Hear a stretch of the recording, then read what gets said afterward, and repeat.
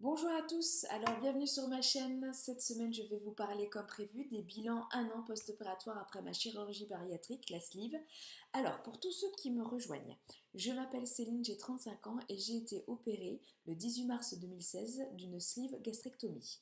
Aujourd'hui, je fais le point avec vous sur les 1 an post-opératoire après ma sleeve, c'est-à-dire comment je me sentais et comment j'étais en mars 2016, donc cette année. Pour tous ceux qui veulent en savoir un petit peu plus sur mon histoire, je vous invite à déjà regarder toutes mes vidéos précédentes où je vous explique un petit peu tout mon parcours. Et n'hésitez pas également à aller visiter ma page Facebook, Céline Coiffu, où en plus de vous montrer un petit peu mon évolution et où j'en suis maintenant, je mets quelques articles du médecin qui me suit, notamment en hospitalisation de jour pour mon suivi, le docteur Gauthier, avec des articles très très intéressants notamment sur l'alimentation, sur les régimes, enfin vraiment un côté plus scientifique et médical en ce qui concerne l'obésité. Et donc dès qu'il y a des articles qui me paraissent pertinents, j'hésite pas à les partager sur ma page de Céline Coiffu, ma page Facebook. Donc surtout n'hésitez pas à les regarder, à liker, à aimer ma page, je serais ravie. Vous pouvez également me suivre, je suis un petit peu plus présente sur Instagram, Céline Sleeve, donc n'hésitez pas également à vous abonner, à regarder mes photos, etc.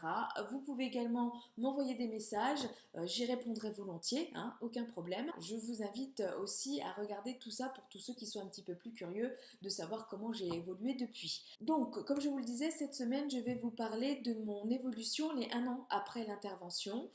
En mars 2017, cette année, ça faisait 1 an que j'ai été opérée de la sleeve gastrectomie. Ces bilans des 1 an, c'est très important parce que pour tous les opérés, ça donne une vision globale de l'évolution de la chirurgie, de comment elle a marché sur vous. C'est la première année où vous allez perdre la plupart de vos kilos et ça peut être au bout de la première année que ça commence à se stabiliser et où il est possible que vous n'en perdiez plus non plus. Donc c'est vraiment là où l'équipe médicale qui vous a suivi derrière, les médecins, le chirurgien, c'est vraiment là où ils peuvent faire vraiment un premier bilan et se rendre compte de l'efficacité de la chirurgie ou pas. Hein, voilà.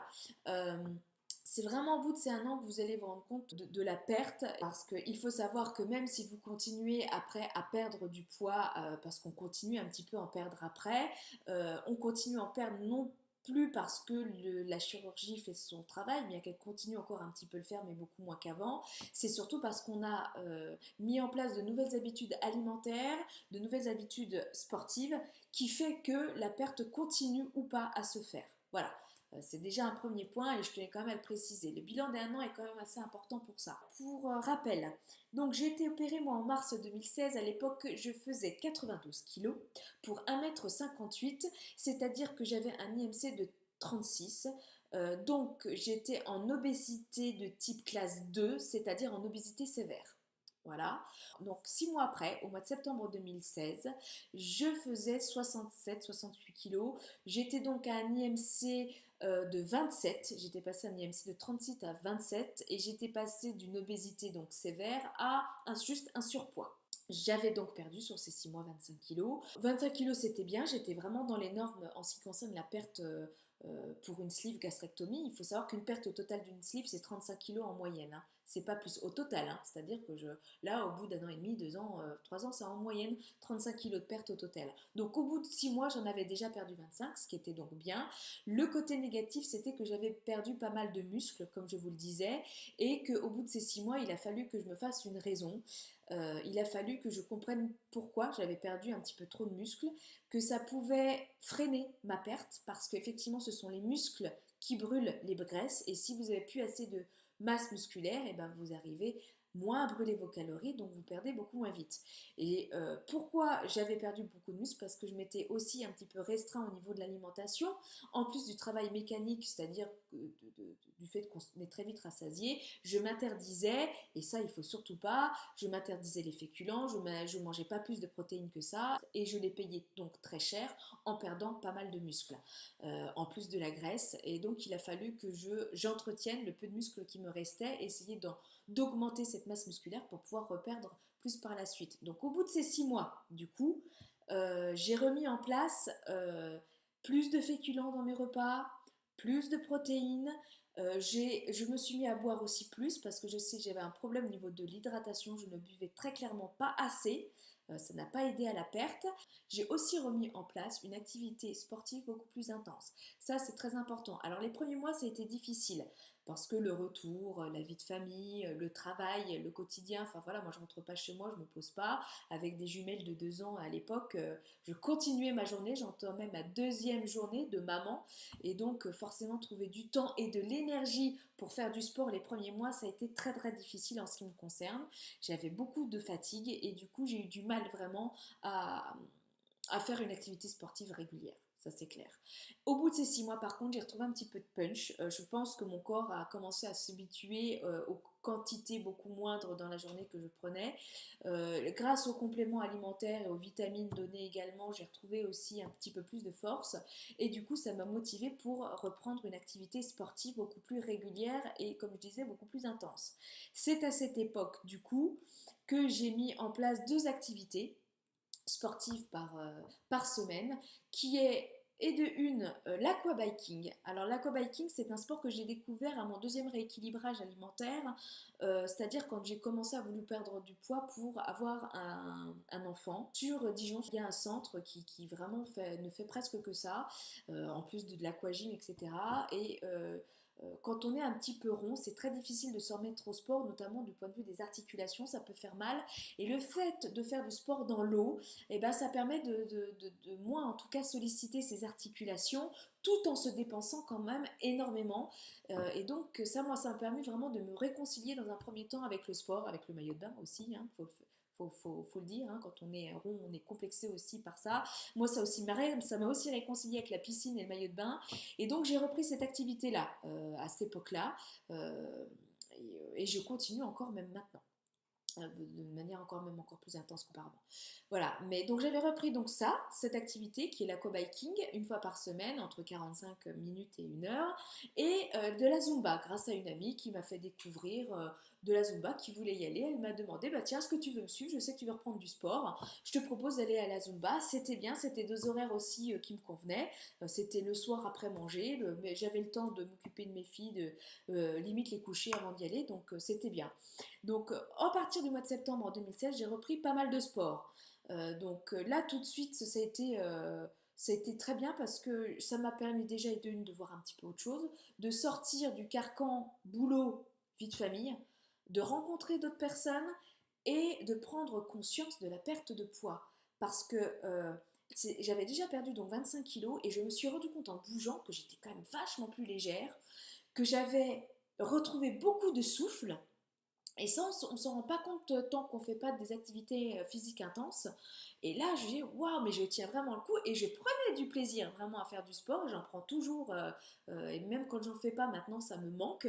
Donc vraiment, ça a été super. La reprise d'une activité physique, ça permet de avoir une vie sociale, de rencontrer d'autres gens. Donc au bout de ces 6 mois, ça a été beaucoup mieux. Et du coup, j'ai profité de cette dynamique pour remettre en place un rééquilibrage alimentaire beaucoup plus sain, avec remise en place de féculents, de protéines, de légumes.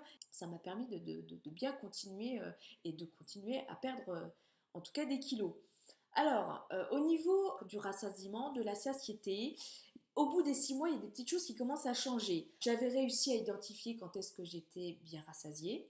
J'ai arrivé à me dire, là, je ressens un petit point, j'ai plus de douleur, donc je n'ai plus eu de grosses douleurs en mangeant parce que je savais quand est-ce qu'allait être la bouchée de trop. Quand je prenais mes repas, alors je précise dans un contexte favorable, ça allait très bien. Par contre, dès qu'il y avait un repas où, comme je vous disais, mes filles étaient un petit peu plus demandeuses, ça induisait donc des pauses dans le repas pour s'occuper de mes filles, qui fait que je n'arrivais plus très bien à identifier quand est-ce que j'avais plus faim ou pas. Surtout que quand au bout des 6 mois, on commence à faire des pauses, l'estomac a le temps d'ingérer les aliments ont vraiment bien le temps de se tasser au fond de l'estomac et donc vous avez, si vous faites des pauses du coup, vous avez la possibilité de manger plus. Et c'est ça aussi qu'il ne faut pas tomber là-dedans. C'est pour ça qu'il ne faut pas faire de pause pendant les repas. Dans des repas de famille, tout ça, oui, c'est exceptionnel, vous êtes obligé d'en faire. Mais dans les repas au quotidien, il ne faut pas faire de pause. Dès que vous sentez que vous êtes rassasié, il faut s'arrêter. Malheureusement, là, en prenant le temps de faire des pauses, ben, on arrive à manger plus et c'est là où ça peut être un piège aussi. Donc ça, j'ai bien fait comprendre à ma famille qu'il ne fallait pas. Au bout d'1 an, ça a été un petit peu mieux, mais il m'a bien fallu 1 an pour leur faire comprendre. Voilà. Au niveau de l'hydratation, ben, elle était toujours un petit peu insuffisante, mais alors j'arrivais à aller à mes 1 litre, mais jamais tellement jusqu'à 1,5 litre encore. C'était encore un petit peu compliqué, même si je buvais plus que les 6 premiers mois. Par contre, j'ai toujours respecté la distance des repas, c'est-à-dire j'ai toujours maintenu une demi-heure avant, je m'arrêtais, une demi-heure après mon repas, je reprenais de boire. Ça, il n'y a jamais eu de souci là-dessus. Ça me fait penser que d'ailleurs, je vais vous donner l'exemple dès maintenant, l'exemple à suivre, surtout ne pas oublier de boire, et je me rends compte qu'en parlant beaucoup, à force de faire mes vidéos, je parle, mais je bois pas, et j'ai soif, donc je bois. Excusez-moi, ça fait du bien. Donc voilà, donc ce qui peut être perturbant au bout de ces 6 mois, et je compte quand même à vous mettre en garde, c'est la réapparition de la sensation de faim. Je vous avais dit, en tout cas moi ça m'est arrivé, je sais que je ne suis pas la seule, il y a beaucoup de gens que dans ce cas, pendant les 6 premiers mois je n'avais plus de sensation de faim, c'est-à-dire que je pouvais en oublier de manger, je pouvais en oublier de faire mes repas parce que je ne ressentais plus du tout la faim. Ce qui me permettait de savoir si j'avais faim ou pas, en fait c'était la fatigue. Quand j'avais des gros coups de pompe, et ben, je m'apercevais qu'en fait j'avais tout simplement faim. Et cette sensation de faim, au bout des 6 mois, bah, elle revient. Et là, c'est très perturbant parce que c'est facile hein, de ne pas manger quand on n'a pas cette sensation de faim. Mais quand elle revient, quand vous avez l'estomac qui se serre un peu, que vous avez une irritabilité qui commence à monter, moi je l'ai très vite reconnu, je fais oula. Et j'en ai parlé du coup à mon médecin à l'époque et il m'avait prévenu, c'est tout à fait normal. Ce que vous ressentiez même déjà auparavant, c'était pas forcément des fringales, c'est que quand vous avez ces sensations de crampes à l'estomac, c'est que vous avez vraiment faim. Votre corps a faim. Écoutez votre corps. Donc dans ces cas-là, il faut lui apporter de l'énergie, il faut lui apporter des nutriments pour enlever cette sensation. Tant que vous ne lui apporterez pas des aliments, tant que vous ne serez pas rassasié, bah cette faim, vous aurez beau lutter en vous occupant, elle sera toujours là. Donc, si au bout de 5-10 minutes, vous avez quand même toujours faim alors que vous vous occupez à une autre activité, c'est qu'en général, vous avez vraiment faim. C'est pas juste une envie ou une fringale.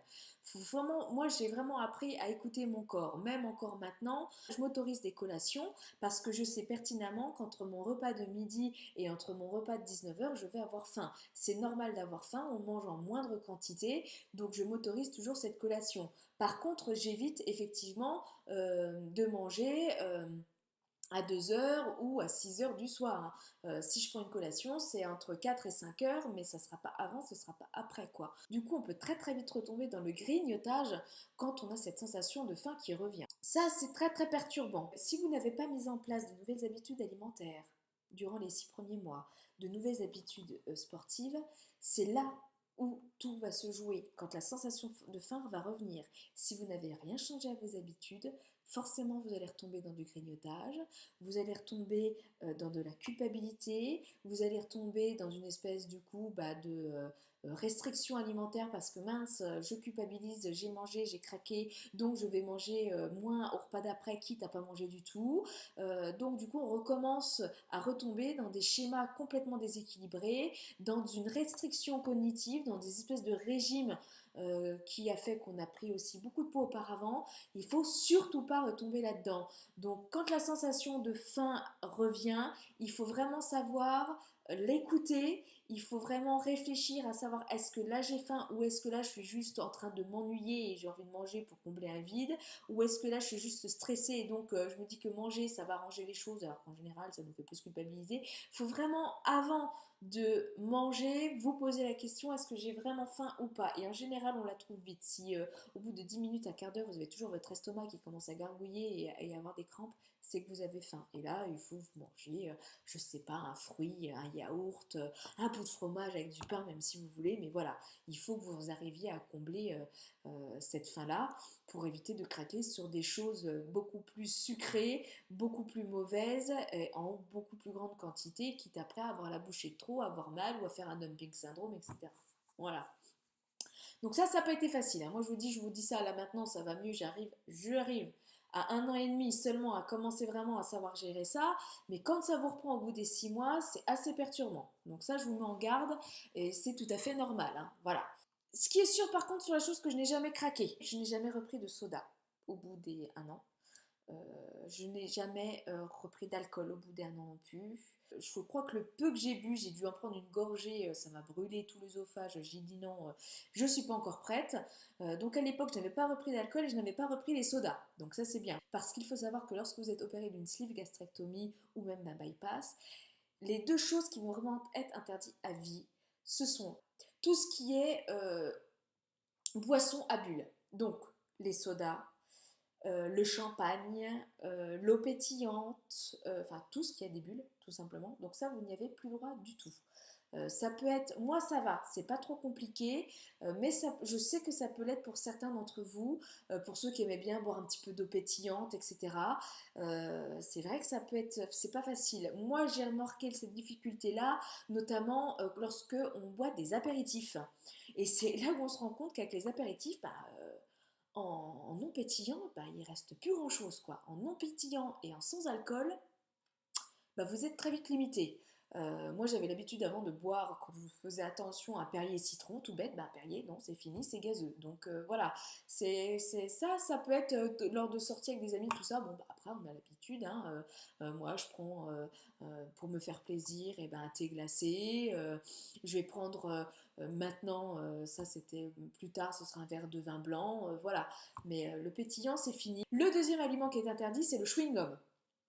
Alors le chewing-gum, j'en mâchais un petit peu auparavant, plus peut-être pour essayer de combler un manque de grignotage, mais bon, sincèrement, ça me manque pas plus que ça et c'est peut-être pas plus mal parce qu'en plus, voir les gens mâcher, enfin quand maintenant je vois des gens mâcher des chewing-gums, je trouve ça pas très beau en fait, hein. C'est pas très joli de voir quelqu'un qui rumine comme ça, c'est pas très... Donc bon, non, franchement, sincèrement, le chewing-gum, ça me manque pas non plus.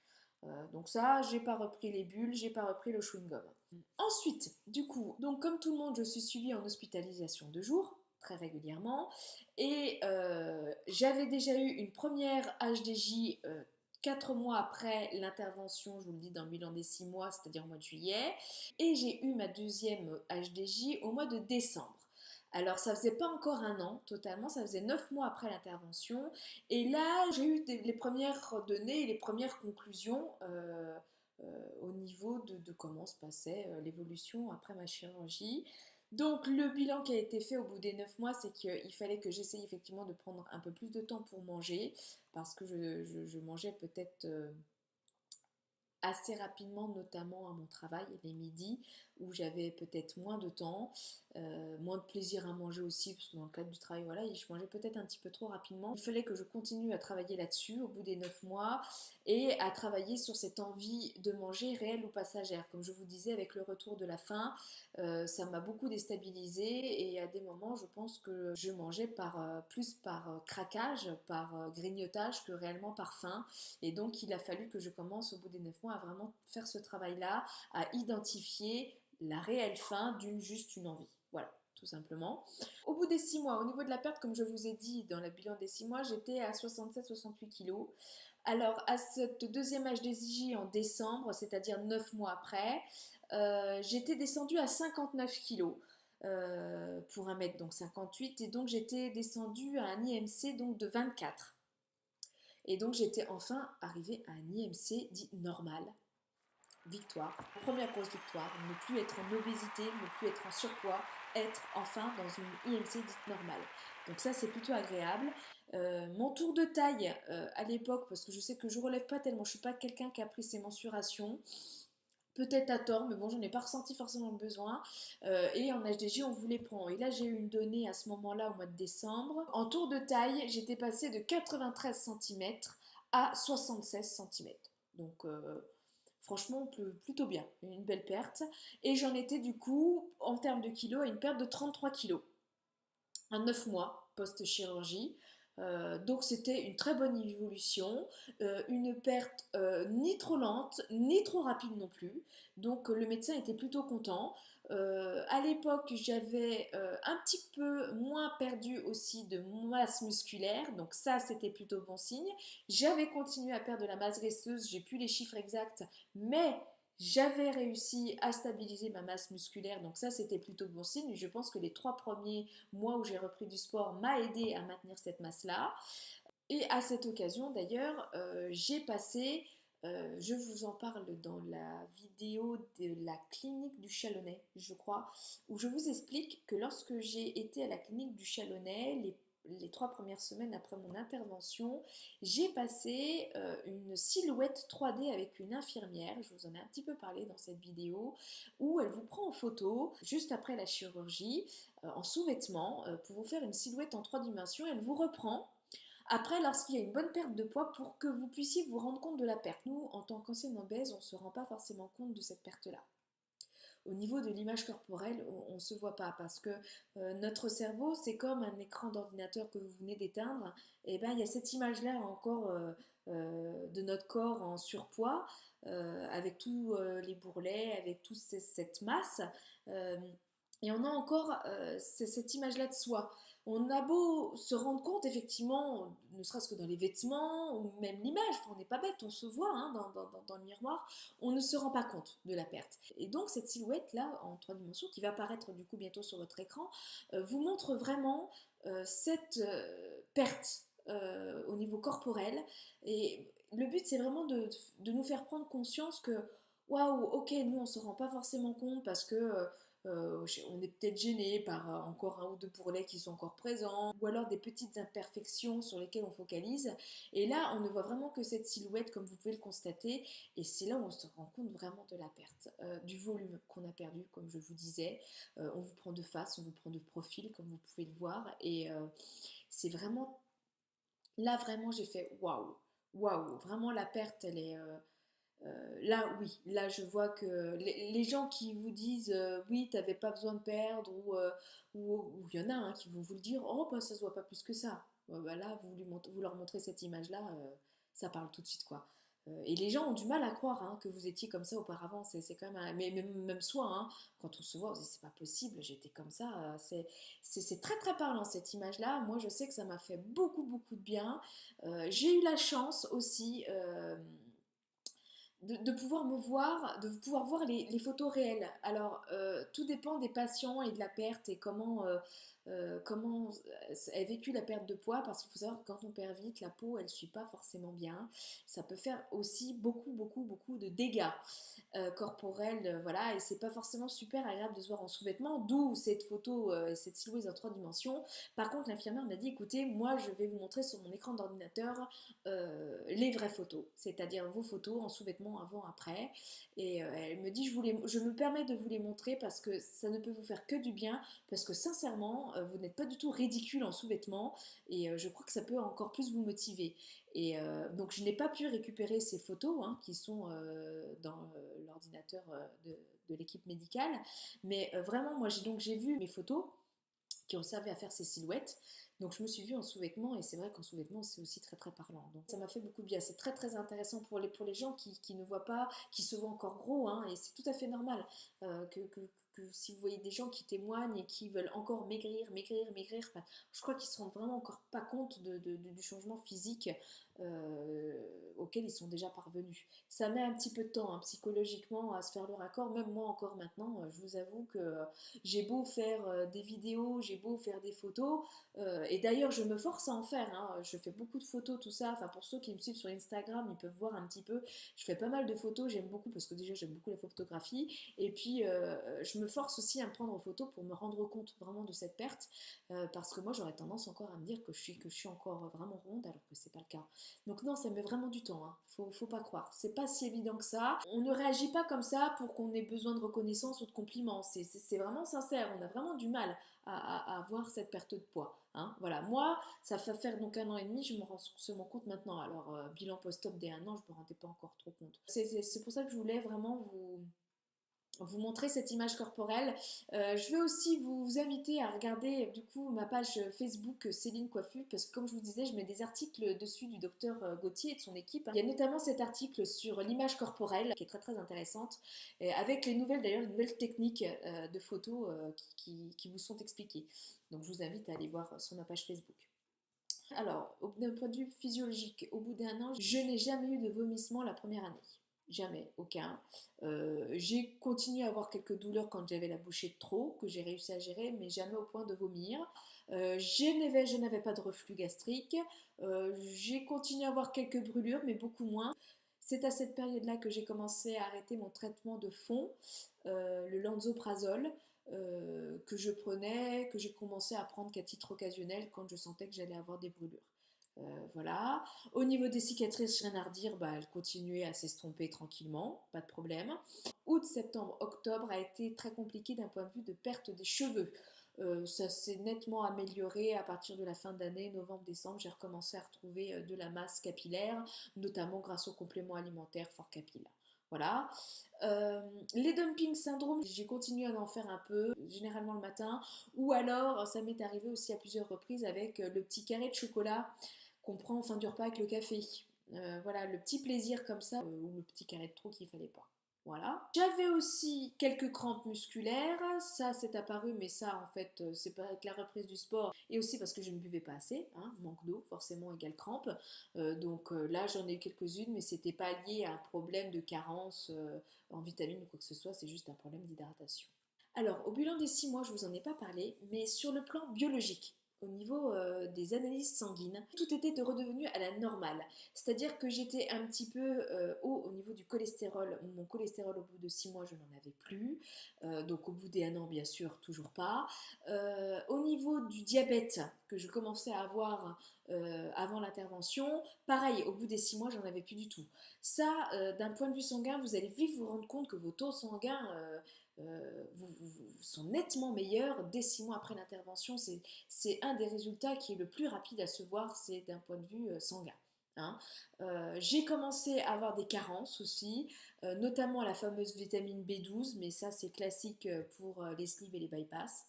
Euh, et en vitamine D également. Donc là, tout de suite, j'ai eu des suppléments, bah, et que j'ai toujours, hein, même encore maintenant. Donc une fois par semaine de la B12 et une fois par mois de la vitamine D. Voilà.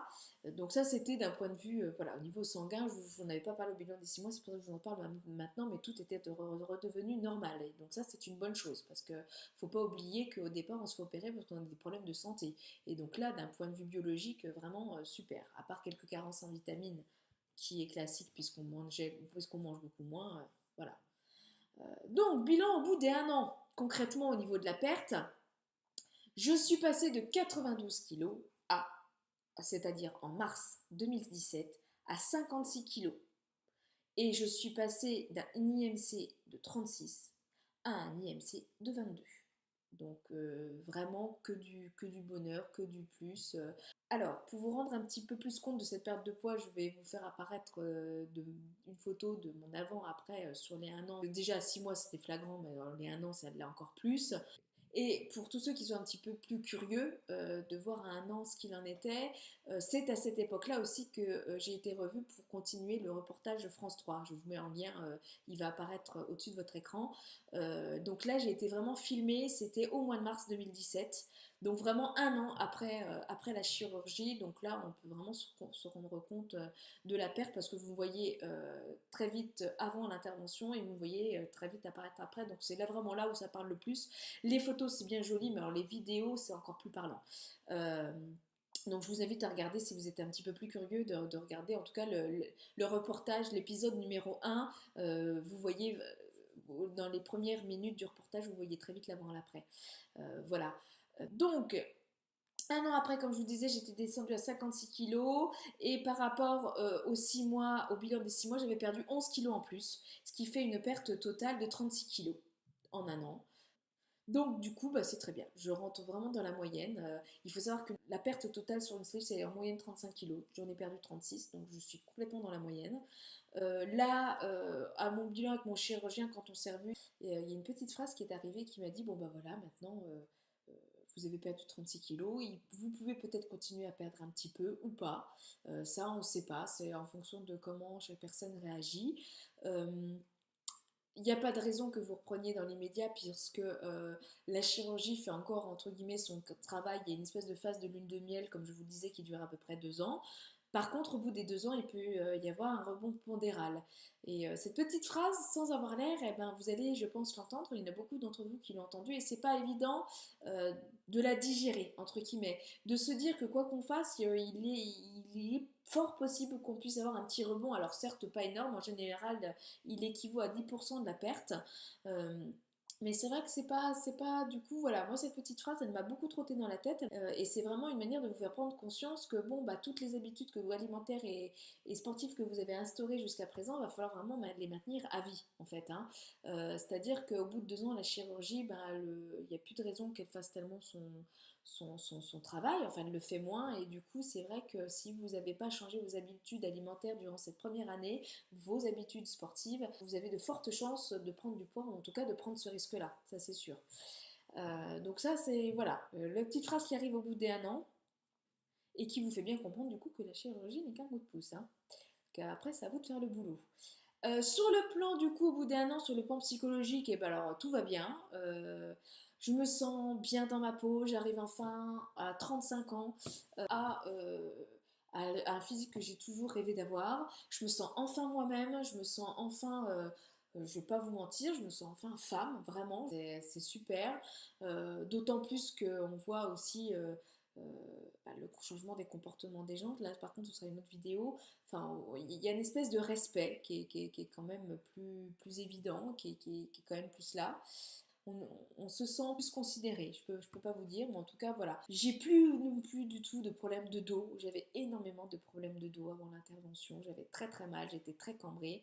Là, c'est complètement fini. Je n'ai plus du tout mal au dos. Alors je pense aussi hein, qu'il n'y a pas juste la perte, il y a aussi le sport. Hein. Faut pas se leurrer. Il faut se bouger. Hein, quand on a mal au dos, il faut se bouger et en se bougeant, on se rend compte que ben on a moins mal au dos.